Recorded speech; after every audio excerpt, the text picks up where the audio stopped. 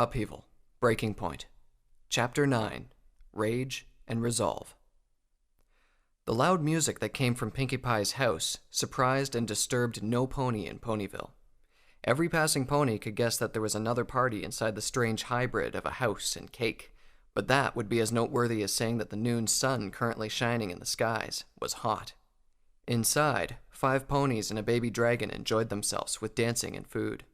There was a 6th pony in the house as well, one who wasn't enjoying the festivities laid out before her. Of all ponies, it was the celebrant.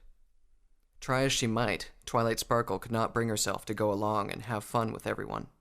The enormous Welcome Back Twilight banner made her feel a little guilty. This party was for her, and, so far, she's been acting like a stick in the mud. It wasn't a subtle act, either. It wasn't long before her friends began to notice. Sure enough, a certain orange-coated pony walked up to her with a look of concern. "You okay there, partner?" Applejack asked. "Can't help but notice that you've been under the weather all day." "I'm fine, Applejack," Twilight answered. "I'm just not really in a celebrating mood right now." "I told Pinkie we should give it a few days before throwing anything," Applejack continued. "That filly had to insist that this was just what you needed after whatever it is that happened to you. Can you believe that she threw a welcome back party yesterday? And when you didn't show up, she turned it into a hope Twilight finds whatever she's looking for in Canterlot party?" "Oh, I can believe that," Twilight said with a giggle. 2 parties in a row is actually a remarkable show of restraint for Pinkie. "Well, you're smiling a bit. That's an improvement. Cheer up, Twilight. Whatever happened, you've gone past it, and that's worth celebrating." "I guess it is. Thank you, Applejack." Applejack grinned and nodded before heading over to join Rainbow Dash over at the apple bobbing tub. Twilight shook her head in an attempt to clear it and made her way towards the buffet table. Applejack was right. She had gone past the experience. Her friends were here, and they were happy. She should be happy too. As Princess Luna said, I can just walk away. Give it a few months, and I will forget everything about the Equestrian Legion. She looked ahead and noticed that she wasn't alone. Rarity was sampling the punch after a quick look at the bowl to check for stray alligators. Upon seeing Twilight, the white unicorn approached with an apologetic expression. "Twilight, dear, I must apologize most sincerely for the trouble I brought to you," Rarity said. "What are you talking about, Rarity?" Twilight asked in surprise. "You've never brought me any trouble." "If I hadn't found that wretched gem, you and Spike wouldn't have had to go through all that trouble." "That wasn't your fault at all," Twilight insisted. "You had no idea what the gem was capable of, and I was the one who was careless with it. Still, I should have just let it be. I've thought about it, and I realized I was looting a corpse. A truly horrible thing to do." "A corpse. That's right." Twilight's voice trailed off. Spike had mentioned the dead pony inside the caves with the gem. Prince Torado had called it a mana battery, a tool of war that shouldn't exist in Equestria proper. For the mana battery to have found its way here would mean that the dead pony was probably a legionnaire. What had happened to him, and why had he come here? Twilight shook her head once more. How was she supposed to walk away when she kept digging for answers about the Legion? "Are you all right, dear?" Rarity asked with concern. "Yes, I am. Spike told me that you don't even remember what happened after you used your magic with that gem. Is that what's bothering you?" Twilight hesitated before answering. The answer was the opposite. She had remembered, and that was what was bothering her. Yes," she replied. Should she tell them? Part of her, the intuitive part, wanted to. It would ease the burden somehow. They were her friends. It seemed only right that she be honest with them. But the stern lecturer side of her disagreed vehemently. It was against Princess Celestia's wishes, for one thing. The more ponies in on a secret, the less likely it would remain as such. And would she really involve them, knowing that they could be punished for knowing what she knew? "I'm sure that everything will be all right, whether you remember or not," Rarity said reassuringly. Twilight nodded in response. "Rarity, would you mind if I asked you a question?" she asked. "Well, you're already asking one," Rarity replied. "But of course, dear." "If Equestria was under attack, and you were needed to defend it, would you go?" "Why, of course. Far be it from me to avoid doing my part if all of Equestria was in danger." "What if the danger never went away? What if you had to keep defending Equestria? You'd have no time for running a boutique or for any kind of fashion. Would you still go?" The mention of having no more time for fashion caused Rarity's eyes to widen. Twilight could tell that the white unicorn was picturing such a life, so she waited a moment. Rarity grit her eyes briefly and shuddered before answering. "That would be horrible," she replied. "Absolutely horrible." "Then you wouldn't go?" Twilight asked. "Of course I'd still go." "Even though that would be absolutely horrible?" Rarity smiled wistfully. "Even if it would be absolutely horrible. That's what it means to give, am I right?" The answer left Twilight a little stunned. When she recovered, she could only nod quietly in agreement. "That's right," she thought. "Now, why such a serious question, Twilight? Something on your mind?" No, not really. Just doing a little speculating." "Oh, I see. Perhaps next time you can speculate about something a bit brighter. I mean, a life without fashion. Ugh, what could possibly be more terrible than that? How about if no one even knew what you were doing, that you'd be out there fighting while life went on normally for every pony?" Twilight asked. Almost immediately, she regretted the question. She was still at it, hammering away at a topic she should be trying to forget. Why she even started asking Rarity all these questions eluded her. "Now, that's just impossible," Rarity replied with certainty. The answer surprised Twilight, prompting her to ask again despite every attempt to just be quiet. "Why is that?" she asked. "Well, you said that Equestria was being attacked," Rarity continued. "I'm sure that every pony would be doing his or her share. There is no way you could do your part and not have anyone notice." "You're right," Twilight said. "Every pony would be doing their part. This is Equestria we're talking about." Her voice rose with conviction. "Every pony's Equestria." The sudden determination in Twilight's face threw Rarity into confusion. Were they even talking about the same thing? "You're certainly getting worked up about this, Twilight," she commented. "I am, aren't I?" Twilight answered. "Thank you, Rarity." She left the even more confused unicorn by the buffet table and made her way towards the party's host. Pinkie Pie was dancing at the center of the room with her pet alligator and Fluttershy. "Pinkie," she called out. Pinkie looked over at Twilight's direction and gave an excited wave, all without missing a beat with her dancing. "Having a great time, Twilight?" she asked loudly. "I am," Twilight answered. She was sincere when she said that this time. Despite the strangeness of the past few days, her friends proved to be an unfailing source of support. "Thank you for the party, Pinkie, but I have to leave early." Pinkie's mood dropped from bubbly to depressed. Before Twilight could even react, however, Pinkie had gone from that to understandingly cheery. "Sure, Twilight, I understand. Busy as always, huh?"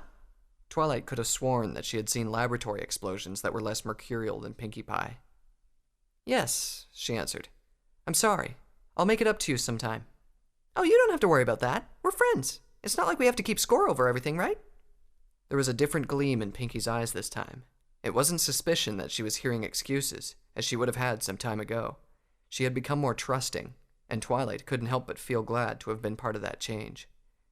"You're right," she said. "Thank you again." Twilight left the house with Spike on her back.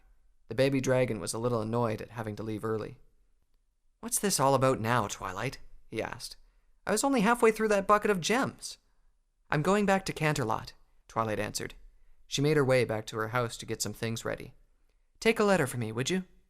"Fine," Spike answered. He pulled a piece of paper from somewhere. Twilight never quite found out how he did that, and he wouldn't tell. "Whenever you're ready," he said. "Dear Princess Celestia," Twilight began. She paused briefly. This was the same beginning she used with all her letters.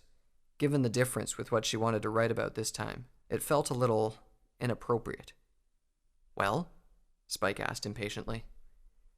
"Yesterday I discovered something a little different from what I learn here in Ponyville," Twilight continued. "And today I've learned something just as valuable. Because of these things, I would like to get a chance to talk to you in person." Twilight paused again. The implications of what she was planning to do were frightening. Even with the resolve she got from her friends, she couldn't help but hesitate. Would Princess Celestia even listen to what she had to say? Her teacher had been following this course of action for hundreds of years. Would she still be able to change it? "Trust me when I say that it will be for my sister's sake in the end." Luna's words were still fresh within Twilight's mind. The rational part of her wanted proof, but she couldn't help but feel that the younger princess was telling the truth. She shut her eyes momentarily, trying to keep it together until she sent the letter. She could feel Spike waiting patiently on her back, with his pen and paper at the ready. "Which is why I'm going to Canterlot to get a private audience with you. I understand that you are very busy, so I will wait there until you find the time to see me. Your faithful student, Twilight Sparkle. The letter vanished in a fiery cloud of dragon breath, and Twilight felt her fate seal. She was now committed to this course. The two of them reached Twilight's home by the time the letter was sent. Spike got off Twilight's back and watched his friend in concern. "Are you okay, Twilight?" he asked. "You're shaking." "Spike," Twilight swallowed as she stared at her home. When she first arrived at Ponyville, she had considered its library to be a temporary stay. It was her home now, and the thought of not seeing it again left her feeling cold and afraid. The vast plains surrounding Fangbreaker Fortress out in the Barrier Lands suddenly seemed like a void that would suck her out there and leave her adrift. I think I might end up being banished at this rate." "What? Banished? To where? Why? What is going on, Twilight?" "If that happens, you're going to have to stay with another pony." She tried to muster a smile. "Maybe you can be a full-time assistant for Rarity." "Like, hey, I will! If you're banished, I'll still be hauling books for you and wherever you're being banished," Spike said angrily. He sighed and calmed himself down before continuing. "Tell me what's going on, Twilight. At least let me know why we're getting banished." He put a hard emphasis on we. Twilight looked at her companion, both fondly and sadly. He had always been around to help her, no matter how small or large the task, and here she was about to get him exiled for his efforts. There would be no convincing him to change his mind, however. With that look of determination on his face, even trying would be an insult. She did owe him the truth, especially after what she put him through when she disappeared, and what she was about to put him through now. Would her friends give her this sort of look if they knew what she was up to? She dreaded the thought of sharing what she knew with them as well. She didn't want to uproot them and force them to live in exile for something she did. Better to keep this a secret from them. "I'll tell you then, Spike," she said. "Then it's off to Canterlot once more." "What do you mean he's dead?" Scarlet Rabbit's cry of surprise and disbelief turned several heads from passing Legionnaires. Even Pyre Valor couldn't help but be a little startled, even though she had been expecting this kind of reaction. A day had passed since she left Vanguard's body in the middle of what would be a wolven-infested area by now. She made a report as soon as she had returned to Fangbreaker. Before a composed and grim Commander Dreadstep, she had explained the mission's failure. She reported of how their squad had run into an ambush by advanced wolven troops before they could even reach the situation, how Captain Vanguard Clash had died a hero by letting them all escape while the wolven piled up on him, and how the main wolven army will likely begin its attack in a few more days. Pyre Valor had no problem calling the stallion she had just killed a hero. He had died trying to protect Fangbreaker Fortress and prevent what he believed was a needless waste of pony lives. He was noble to the end. Misguided, but noble, and it was still something she could respect. Commander Dreadstep had not betrayed a single hint of emotion when she finished her report. He gave his condolences and asked that Vanguard's family be informed. Blademane had volunteered to tell Vanguard's mother, while she talked to Sharpfangs. Vanguard's father also took the news stoically. "Expecting tears, Captain Pyre Valor. My son died fighting for the Legion. I'm a little envious at the moment." Pyre Valor had to admit that she was a little envious too, but she knew that she was going to do the same soon, even if no one will acknowledge her as people now acknowledge Vanguard Clash. She also didn't fail to notice the title that Sharpfangs addressed her with. For the remaining few days of her stay here in Fangbreaker Fortress, she would be captain to 2 ponies, and her first and only act would be to ensure that the fort fell to its wolven attackers. One of her subordinates, however, was reacting to her news much more badly than its previous recipients. With Blademane back at her side, she had delivered the news to Scarlet Rabbit, who had just returned from Bastion City. The Pegasus had just taken a 2-day flight journey in a single day, and he still had enough energy to react like this. "That's impossible!" Scarlet cried out. "He's the captain! The captain doesn't die in a random encounter! You've made a mistake, and I'm going to check it out myself!" Blademane rushed forward and held on to Scarlet before he could fly off. "The wolven have already overrun that place," Pyre said. "You'll have bolters on your flank the second you got anywhere near it. The captain will keep them off me while I extract him. Let go, Blademane!" "Scarlet, Vanguard is dead. There is no mistake." The Pegasus squirmed to free himself, but Blademane was the bigger and stronger of the two of them and held him fast. "I understand your pain," Blademane said, "but deluding yourself will help no pony." "You understand nothing!" Scarlet snarled as he struggled harder. The captain's gone, and you're having about as much a reaction as a bar of soap. Pyre's alive and kicking, so big shock that Blademane doesn't give a crap about anything else. Blademane hurled Scarlet hard to the ground and stepped on him with his front hoofs, pinning the Pegasus in place. You will discipline yourself, he said in a low tone. With or without Vanguard clash, we are still legionnaires. Scarlet pushed the hoofs aside and stood up. Without meeting either Pyre's or Blademane's gazes, he walked away. To Stormbrews, Pyre noted. Try to keep him from getting too rowdy, she told Blademane. He nodded and followed the Pegasus, leaving Pyre alone to take care of important matters. First, she had to talk with the ponies who were planning to sabotage the fort's defenses in order to inform them that she was going along with the plan and taking over what Coldhoof had failed in. They had to be convinced that she wasn't there to round them all up and have them executed.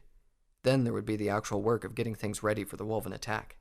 Sounds like a lot of work to set up a stage where you can martyr yourself. The voice jolted Pyre Valor out of her thoughts. Its soft and oily tone seemed to settle upon her being. She looked around and saw only the fort's ponies going about their business. The impending attack had every pony on edge. She shook her head. Was she hearing things?